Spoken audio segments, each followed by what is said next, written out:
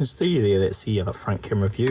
I'll quickly cover the front camera install on this car. So obviously F-cam's the RCA. We are using our F-cam 12 volt for power. So this puts 12 volt down here when the F-cam app's open. And then we're just using our trigger wire here to power it. So the RCA's come down here, up into here, and we've just taken it through the sort of grommet down there that the other latch was on. Cables come down here through the front, and you can see the camera's just mounted in there, and that's going to give you a view of your front camera just coming through. So you only have to do, so I'm using power, so all the power is just coming off that trigger cable here, and it's actually just from the video earth, and you'll be fine by just using it like that. If you do start the car and find it's a bit flicker image, I might just put a red and black earth from this, just a chassis.